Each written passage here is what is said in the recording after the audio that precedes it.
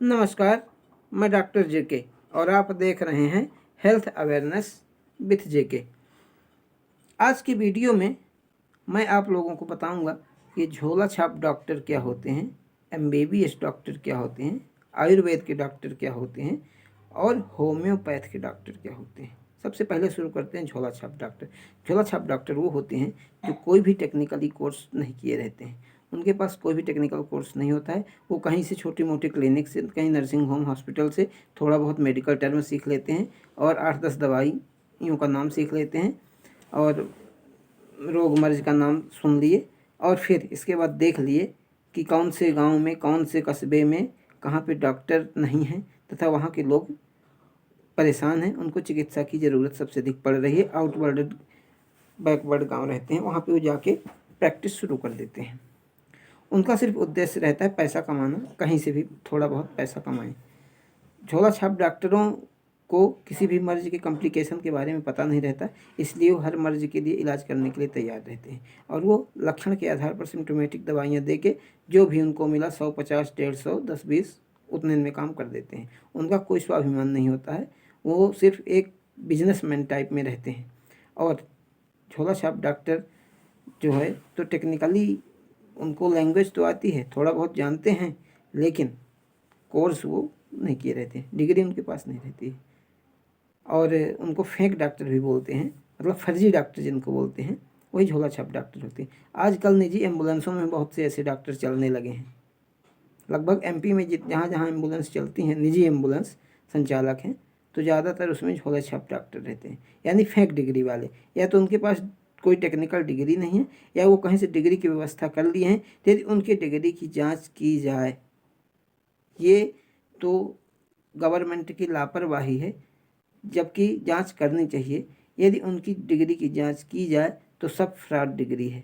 कहीं भी किसी डिग्री की मान्यता एमपी गवर्नमेंट ने नहीं दे रखी है, तो कोई डिग्री ही नहीं लिया है, या कहीं लिया भी है तो फर्जी बनवा लिया है।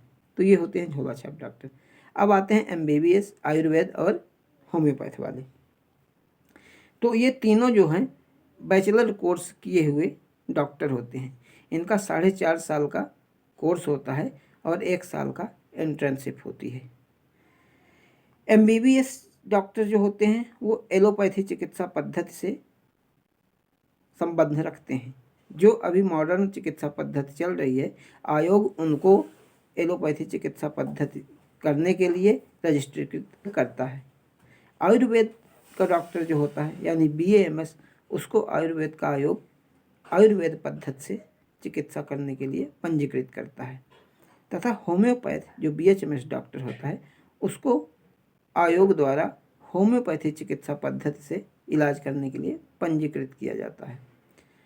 गवर्नमेंट हमारी अच्छी तरह जानती है कि आयुर्वेद का डॉक्टर और होम्योपैथी का डॉक्टर भी एलिजिबल है, वो एलोपैथी ट्रीटमेंट बराबर कर सकता है, लेकिन उसको वो अलाउ इसलिए नहीं करती है क्योंकि यदि आयुर्वेद को एलोपैथी पद्धति से इलाज करने के लिए अलाउ कर देगी, छूट कर देगी, तो आयुर्वेद का अस्तित्व खतरे में आ जाएगा। आयुर्वेद को करने वाला नहीं बचेगा, उसका महत्व कम हो जाएगा। इसी प्रकार होम्योपैथ बीएचएमएस वाले डॉक्टरों को यदि गवर्नमेंट ने छूट दे दी कि आप भी एलोपैथी ट्रीटमेंट कर सकते हो, एलोपैथी प्रैक्टिस करो, तो उसमें होम्योपैथी का अस्तित्व खतरे में आ जाएगा। होम्योपैथी का जो महत्व है वो कम हो जाएगा, कोई भी होम्योपैथी करने की नहीं सोचेगा।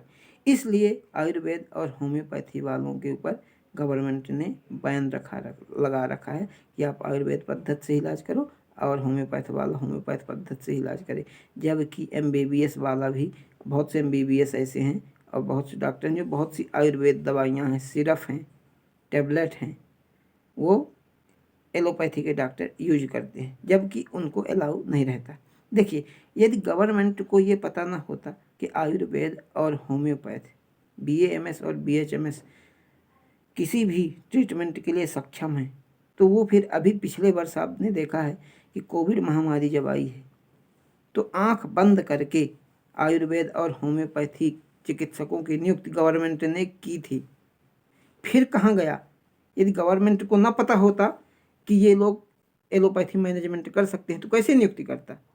गवर्नमेंट दो तरह का रवैया कर रहा है, पक्षपात कर रहा है। जब उसका काम होता है गवर्नमेंट का, तब वो भली भांति जानता है कि आयुर्वेद वाले और होम्योपैथी वाले एमबीबीएस वालों के बराबर काम कर सकते हैं, तो उनकी नियुक्ति करना शुरू कर देता है, कम पेमेंट में उनसे काम कराता है और अच्छा खासा आयुष डॉक्टर उनको रिजल्ट देते हैं काम करके। लेकिन जब उनकी गरज चली गई तो दूध से जैसे मक्खी निकाल के बाहर कर देते हैं, उसी तरह आयुर्वेद और होम्योपैथ वालों को बाहर निकाल के कर दिए। और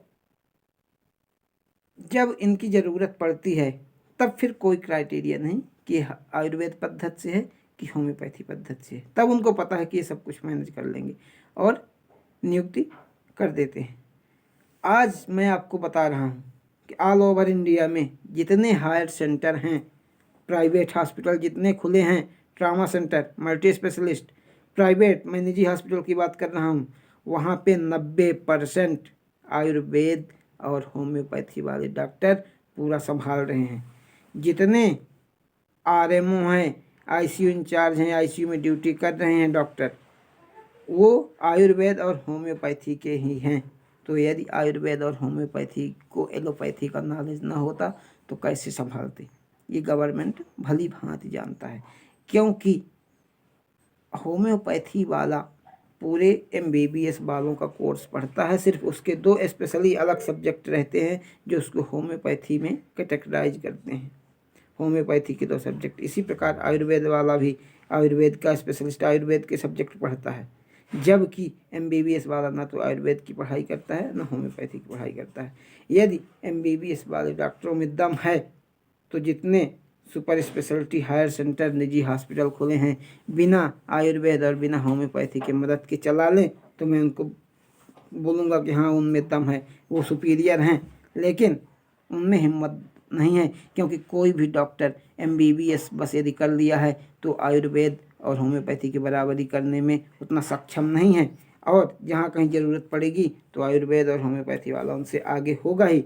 जब तक वो पीजी नहीं करते हैं, और पीजी जब कर लिए तो फिर 6 से 8 घंटे ड्यूटी करने की उनकी हिम्मत नहीं है, क्योंकि उनकी पोस्टिंग हो जाएगी, 1 लाख 1.5 लाख रुपए पेमेंट पाएंगे। प्रैक्टिस भी करेंगे तो लाख रुपए की करेंगे, और 6 से 8 घंटे यदि वो ड्यूटी करेगा तो 1.5 से 2 लाख रुपए लेगा। और ये हॉस्पिटल संचालक जो हैं, इनकी औकात है कि एक स्टाफ को 1.5 लाख रुपए पेमेंट कर देगा, जबकि आयुष डॉक्टर यानी बीएएमएस और बीएचएमएस को ये 30 से 40 हज़ार में रख के 6 से 8 घंटे ड्यूटी कराते हैं और काम यही पूरा करते हैं। तो ये है आयुर्वेद, होम्योपैथी और एमबीबीएस की सच्चाई तथा झोला छाप डॉक्टर। जबकि शासन जो पढ़े लिखे हैं, जिनके पास डिग्री है, उन्हीं की तरफ निगाह देती है, शासन का निगाह उन्हीं की तरफ होता है, जबकि शासन को झोला छाप डॉक्टरों की तरफ विशेष ध्यान देना चाहिए।